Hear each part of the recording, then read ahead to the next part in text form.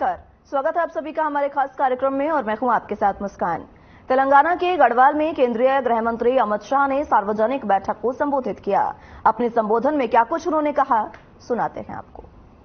आज मेरा सौभाग्य है कि जहां महाशक्ति की पीठों में से एक जोगुलंबस्वेरी शक्तिपीठ है, वो शक्तिपीठ को मैं प्रणाम कर कर मेरी बात की शुरुआत करता हूं।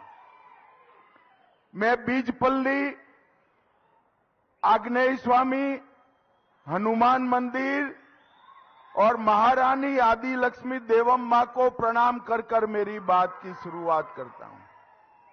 వేదిక ఆశినటువంటి మిత్రులు, అశేష ప్రజానీకము, ఇక్కడ విచ్చేసినటువంటి నా యువ మిత్రులారా, సోదర సోదరిమణులారా, నేను చాలా అదృష్టంగా భావిస్తా ఉన్నాను. ఈరోజు శక్తిపీఠమైనటువంటి జోగులాంబేశ్వరి దేవి, బీచ్పల్లి ఆగ్నేయ స్వామి, హనుమాన్ దేవాలయం మీ మధ్యలోకి రావడం చాలా నేను అదృష్టంగా భావిస్తా ఉన్నాను. मित्रों, सबसे पहले जोगलांबा शक्तिपीठ के लिए भारतीय जनता पार्टी की नरेंद्र मोदी सरकार ने 70 करोड़ रुपया 70 करोड़ रुपया इसके पुनरुद्धार के लिए दिया है। మిత్రులారా, ఇవాళ శక్తిపీఠమైనటువంటి జోగులాంబేశ్వరి దేవి ఈ యొక్క ఆలయం అభివృద్ధి కోసము నరేంద్ర మోడీ ప్రభుత్వము 70 కోట్లు అభివృద్ధి కోసం కేటాయించింది. मित्रों, केसीआर ने 100 करोड़ रुपया देने की घोषणा की, मगर सिर्फ 20 करोड़ खर्च किया। बाकी का 80 करोड़ आप भाजपा सरकार बना लीजिए।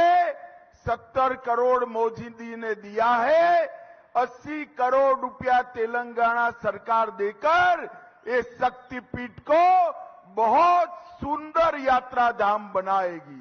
మిత్రులారా, మోదీ ప్రభుత్వము 70 కోట్లు ఇవ్వడమే కాదు, కేసీఆర్ గారు 100 కోట్లు ఈ ఆలయ అభివృద్ధి కోసం ఇస్తానని హామీ ఇచ్చాడు. కానీ ఇంతవరకు ఆ 70 కోట్లు మోదీ గారు ఇచ్చింది కూడా ఖర్చు చేయలేదు. అదేవిధంగా కేసీఆర్ ఇచ్చిన హామీ కూడా వారు నిలబెట్టుకోలేదు.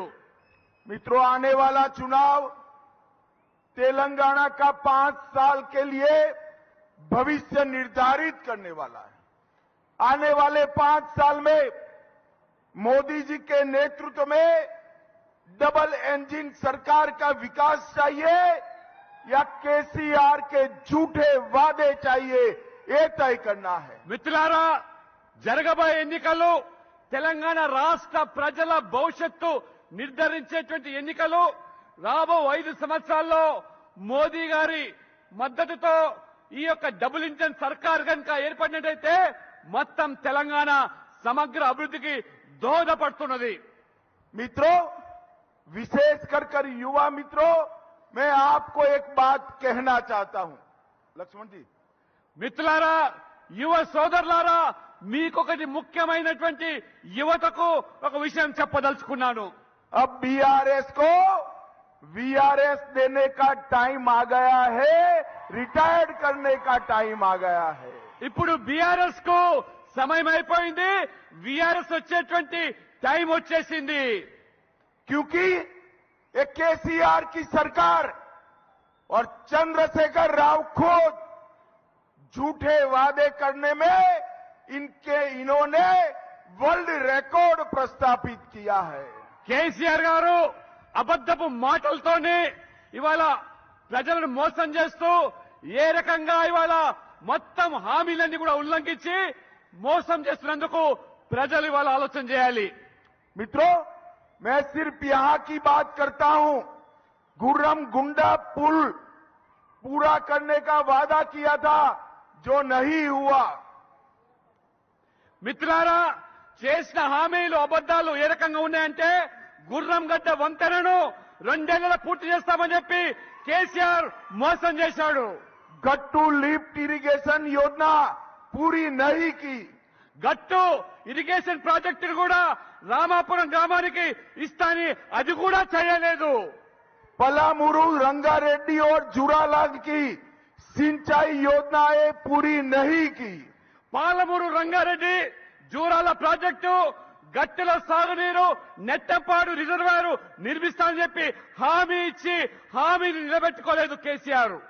गढ़वाल में मेडिकल कॉलेज 300 बिस्तरों वाला देना था, वो वादा भी पूरा नहीं किया। राजस्थान के बाड़मेर की शिव विधानसभा में बीजेपी ने जनसभा का आयोजन किया, जिसमें उत्तर प्रदेश के सीएम योगी आदित्यनाथ ने भी शिरकत की है। इस दौरान सीएम योगी ने जनसभा को संबोधित भी किया। क्या कुछ उन्होंने कहा, सुनाते हैं आपको। मंच पर उपस्थित भारतीय जनता पार्टी के सभी पदाधिकारीगण, भारी संख्या में शिव विधानसभा क्षेत्र में उपस्थित इस क्षेत्र के सभी भाइयों बहनों, यहां की इष्ट देवी जगत जननी मां भगवती के श्री चरणों में नमन करते हुए नाथ संप्रदाय के बहुत सिद्ध योगी बाबा गरीबनाथ जी को मैं नमन करता हूं। आप सबका मैं अभिनंदन करता हूं कि आप जनता जनार्दन के कारण आज यहां पर स्वरूप सिंह खारा जी के समर्थन में बाबा गरीबनाथ जी के द्वारा स्थापित शिवनगर में उन्हीं के नाम पर स्थापित इस विधानसभा में आपसे अपील करने की और आपके साथ संवाद बनाने का मुझे अवसर प्राप्त हो रहा है। भाइयों बहनों, हम सब जानते हैं वर्तमान में विधानसभा के चुनाव चल रहे हैं और राजस्थान विधानसभा का ये चुनाव हम सब के लिए अत्यंत महत्वपूर्ण चुनाव है। महत्वपूर्ण चुनाव इस दृष्टि है क्योंकि जब पूरा देश विकास की नई नई बुलंदियों को छूता हुआ दिखाई दे रहा है, उन स्थितियों में हमारा ये राजस्थान, जिसकी भक्ति ने देश की शक्ति का काम किया, जो दुश्मन का दांत हमेशा खट्टा करता रहा है, हमारा ये राजस्थान इसमें पीछे क्यों रहेगा? उसको भी तो विकास का लाभ मिलना चाहिए और उस दृष्टि से विकास की योजनाओं का लाभ आवश्यक है। विकास की सोच वाली सरकार भी आए, ऐसे जनप्रतिनिधि भी जाए। और भाइयों बहनों, आज राजस्थान पिछले 5 वर्ष से इस कमी को महसूस कर रहा है। भाइयों बहनों, जब पूरा देश विकास की नई ऊंचाइयों को प्राप्त कर रहा हो, आज आप देख रहे होंगे विकास की नई नई योजनाएं बन रही देश के अंदर, बड़े बड़े प्रोजेक्ट बन रहे हैं। एक तरफ विकसित होने की ओर अग्रसर भारत, दूसरी तरफ दुनिया की ओर, दुनिया के अंदर सम्मान बढ़ाता हुआ भारत। जब दुनिया में प्रधानमंत्री मोदी जी का सम्मान होता है तो ये सम्मान भारत के 142 करोड़ लोगों का सम्मान होता है। जब प्रधानमंत्री मोदी जी को दुनिया सम्मान देती है, ये सम्मान भारत के 142 करोड़ लोगों का स्वतः सम्मान हो जाता है।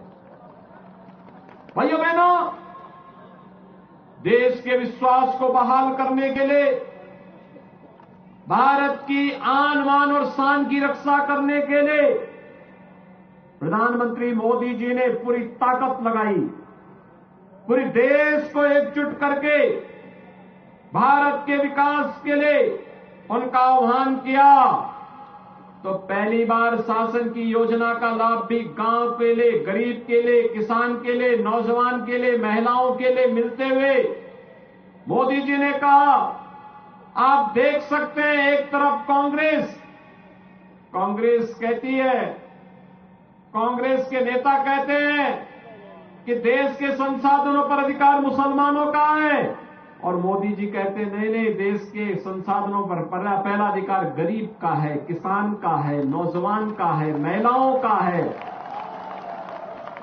वे तुष्टीकरण की राजनीति करते हैं। प्रधानमंत्री मोदी जी सबका साथ और सबके विकास की बात करते हैं। कांग्रेस समस्या देती है, मोदी जी के नेतृत्व में नया भारत समाधान निकालता है।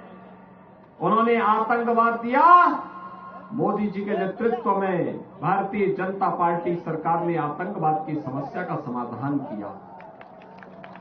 उन्होंने नक्सलवाद दिया, मोदी जी के नेतृत्व में भारतीय जनता पार्टी की सरकार नक्सलवाद की समस्या का समाधान दे रही है। उन्होंने गरीबों के हक को जबरन हड़पने का काम किया, मोदी जी के नेतृत्व में हर गरीब के लिए आपने देखा होगा जो काम 60 वर्ष में नहीं हो पाया कांग्रेस नेतृत्व की सरकार में, मोदी जी ने मात्र 9 वर्ष में 12 करोड़ गरीबों के घर में शौचालय पहुंचा दिया। 4 करोड़ गरीबों के घर मकान बन गए, प्रधानमंत्री आवास बन गए। 12 करोड़ किसानों को प्रधानमंत्री किसान सम्मान निधि का लाभ मिल गया। भाइयों बहनों, 10 करोड़ गरीबों को उज्ज्वला योजना का रसोई गैस का कनेक्शन मिल गया। 4 करोड़ गरीबों के घर में बिजली का कनेक्शन भी पहुंच गया। और अब तो हर घर नल योजना को भी पहुंचाने की तैयारी हो रही है। अगर यहां पर राजस्थान में ही बीजेपी की सरकार होती, भाइयों बहनों, अब तक हर घर नल की योजना हर घर तक पहुंच गई होती। भाइयों बहनों, यहां राजस्थान में 5 वर्ष पहले जब श्रीमती वसुंधरा राजे जी के नेतृत्व की सरकार थी, विकास दिखता था, विकास होता था, जन सुनवाई होती थी। दुर्भाग्य से सरकार गई और यहां पर कांग्रेस नेतृत्व की सरकार आने के बाद क्या हो रहा है? आज ये विकास में आगे नहीं, सरकार आर्थिक प्रगति में आगे नहीं है। आज राजस्थान किस में आगे है? भ्रष्टाचार में नंबर 1 है, महिला संबंधी अपराध में नंबर 1 है, साइबर अपराध में नंबर 1 पर है, देश के अंदर सर्वाधिक बिजली दर में नंबर 1 पर है। पेट्रोल और डीजल सबसे महंगा राजस्थान में बिक रहा है, महंगाई इंडेक्स में नंबर 1 है, और युवाओं के भविष्य के साथ खिलवाड़ करने और पेपर लीक करने में भी नंबर 1 है। मंडी टैक्स के अलावा गुंडा टैक्स में भी नंबर 1 है। और भाइयों बहनों, यहां पे नए नए माफिया पैदा हो गए। कोई भू माफिया, कोई खनन माफिया, कोई जंगल माफिया, कोई गौ तस्कर माफिया। और भाइयों बहनों, इन्हीं तस्करों के लिए, इन्हीं माफियाओं के लिए हम यूपी में बुलडोजर लेके आए हैं।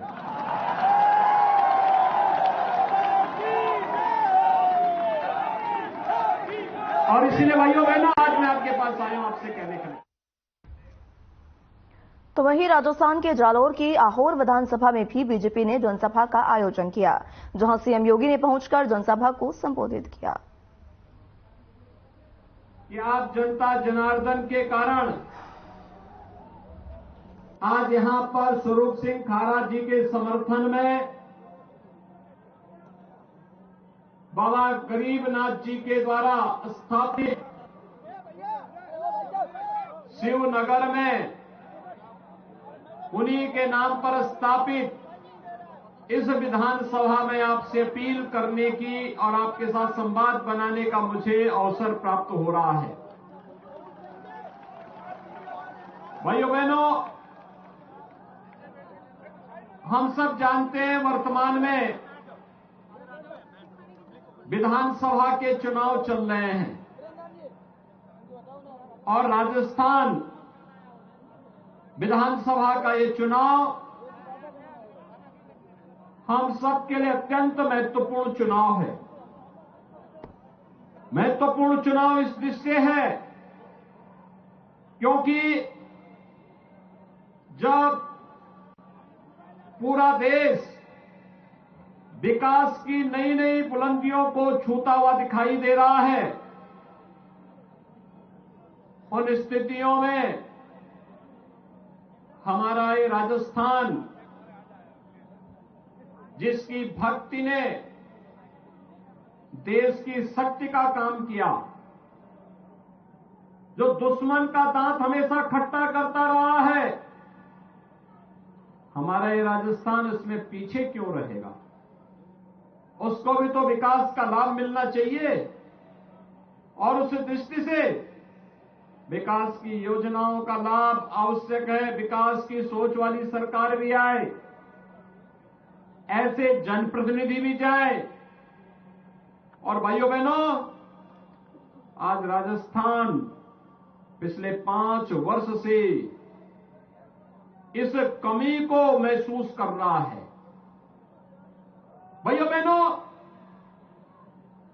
जब पूरा देश विकास की नई ऊंचाइयों को प्राप्त कर रहा हो, आज आप देख रहे होंगे विकास की नई नई योजनाएं बन रही देश के अंदर, बड़े बड़े प्रोजेक्ट बन रहे हैं।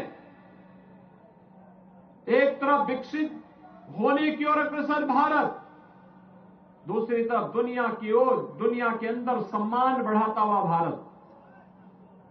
जब दुनिया में प्रधानमंत्री मोदी जी का सम्मान होता है तो इस सम्मान भारत के 142 करोड़ लोगों का सम्मान होता है। जब प्रधानमंत्री मोदी जी को दुनिया सम्मान देती है, ये सम्मान भारत के 142 करोड़ लोगों का स्वतः सम्मान हो जाता है। भाइयों बहनों, देश के विश्वास को बहाल करने के लिए, भारत की आन बान और शान की रक्षा करने के लिए प्रधानमंत्री मोदी जी ने पूरी ताकत लगाई, पूरे देश को एकजुट करके भारत के विकास के लिए उनका आह्वान किया। तो पहली बार शासन की योजना का लाभ भी गांव के लिए, गरीब के लिए, किसान के लिए, नौजवान के लिए, महिलाओं के लिए मिलते हुए मोदी जी ने कहा, आप देख सकते हैं एक तरफ कांग्रेस कहती है, कांग्रेस के नेता कहते हैं कि देश के संसाधनों पर अधिकार मुसलमानों का है, और मोदी जी कहते हैं नहीं नहीं, देश के संसाधनों पर पहला अधिकार गरीब का है, किसान का है, नौजवान का है, महिलाओं का है।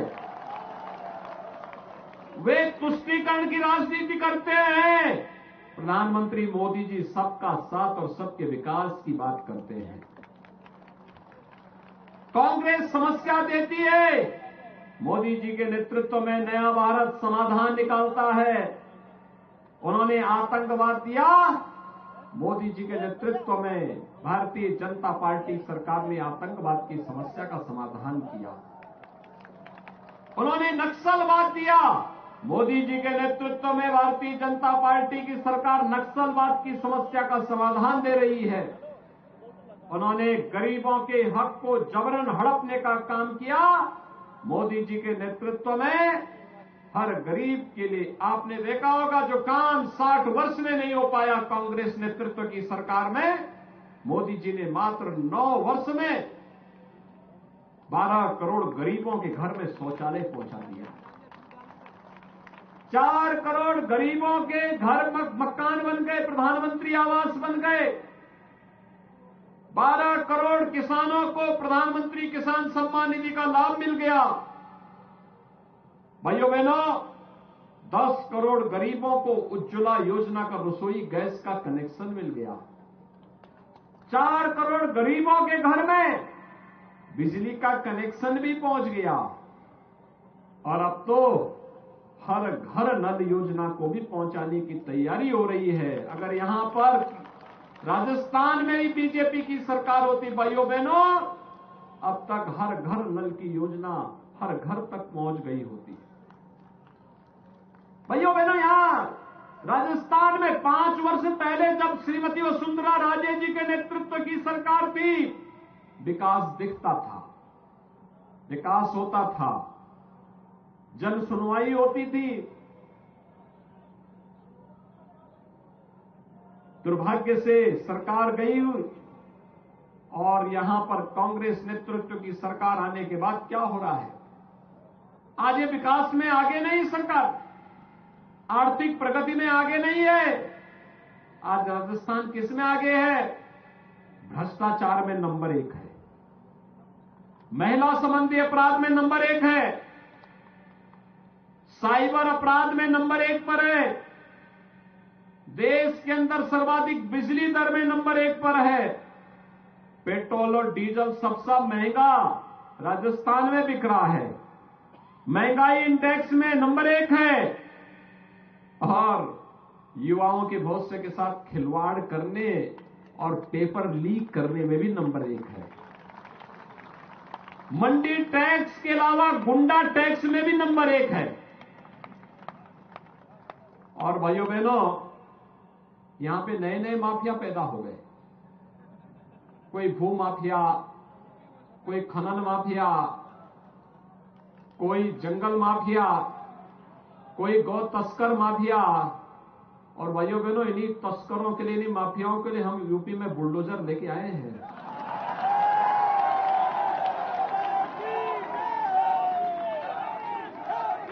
और इसीलिए भाइयों बहनों, आज मैं आपके पास आया हूं आपसे कहने के लिए, ये सरकार विकास भी नहीं करा सकती, ये सरकार गरीबों का कल्याण भी नहीं कर सकती, ये सरकार यहां पे उपद्रवियों पर और कर्फ्यू पर भी कंट्रोल नहीं कर सकती है। देखो, यूपी में पिछले 6.5 वर्ष से बीजेपी की सरकार है, और जिस उत्तर प्रदेश में उससे पहले हर दूसरे दिन दंगा होता था, 6.5 वर्ष में एक भी दंगा नहीं हुआ है। आज यूपी में दंगा नहीं होता है। आपने देखा होगा, यहां कन्हैयालाल तेली की हत्या कर दी गई थी, कैसे निर्मम बर्बर हत्या हुई थी, बेटियों के साथ किस प्रकार का व्यवहार हो रहा है, कैसे हो रहा है। और कांग्रेस के नेता बहुत सारे मामलों में स्वयं संलिप्त पाए जाते हैं। इसलिए भाइयों बहनों, अगर इन सब घटनाओं से मुक्ति चाहिए, पर्व और त्योहार शांतिपूर्ण तरीके से मनाए जा सके, सरकार तुष्टीकरण की नीति पर न चल करके हर गरीब के लिए, हर किसान के लिए, हर नौजवान के लिए, हर महिला के लिए पूरे मजबूती के साथ उनके हितों के लिए कार्य करने वाली हो सके, और साथ साथ आपकी आस्था का सम्मान करने वाली भी हो सके। लखनऊ के लोक भवन में मत्स्य विभाग के मंत्री संजय निषाद ने प्रेस कॉन्फ्रेंस को संबोधित किया। क्या कुछ उन्होंने कहा, सुनाते हैं आपको। 2014 में ब्लू रेगुलेशन लागू किया था। अब ब्लू रेगुलेशन के माध्यम से लोगों को पिछली सरकारों ने पूरे 67 साल में केवल 3,000 करोड़ रुपया दिया था पूरे देश के मत्स्य विकास के लिए, लेकिन माननीय मोदी जी ने 39,000 करोड़ रुपया 6 साल के अंदर, उसमें से 26,000 करोड़ रुपया इसके डेवलपमेंट के लिए, बाकी इंफ्रास्ट्रक्चर के लिए दिया। माननीय योगी जी के नेतृत्व में उत्तर प्रदेश में पहली बार मत्स्य मंत्रालय खो के कैबिनेट हुआ, और उसका परिणाम अपने अधिकारियों को, उसको नीतियों को धरातल पर लागू किया। हमारे बाएं डायरेक्टर साहब बैठे हुए हैं, प्रशांत शर्मा जी, ज्वाइंट डायरेक्टर हमारे रमानी जी हैं, और प्रमुख सचिव हमारे रजनीश जी के कुशल कर्मठ और लगातार उस नीतियों को समीक्षा के माध्यम से मदद किया किसानों को। तो उत्तर प्रदेश के किसानों को भी, मत्स्य पालकों को मैं धन्यवाद दूंगा कि उन्होंने जो हमने लक्ष्य निर्धारित किया था कि उत्तर प्रदेश को सर्वोत्तम प्रदेश बनाना है, तो वर्ल्ड फिशरी डे पर जो मार्किंग होती है पूरे देश की दिल्ली में, तो उत्तर प्रदेश को कल फिशरीज इंग्लैंड में जो कोस्टल एरिया के अलग होते हैं और जो मैदानी क्षेत्र, मैदानी भाग के जितने प्रदेश हैं उसमें उत्तर प्रदेश प्रथम स्थान प्राप्त किया है। इसके लिए मैं बधाई देता हूं सबको और आप सब लोगों का प्यार और स्नेह मार्गदर्शन मिला। प्रथम स्थान प्राप्त करना हम लोगों के लिए गर्व का विषय है, क्योंकि मत्स्य क्षेत्र एक ऐसा क्षेत्र है जिसमें हम राजस्व। फिलहाल के लिए मेरे साथ इस बुलेटिन में बस इतना ही। नमस्कार।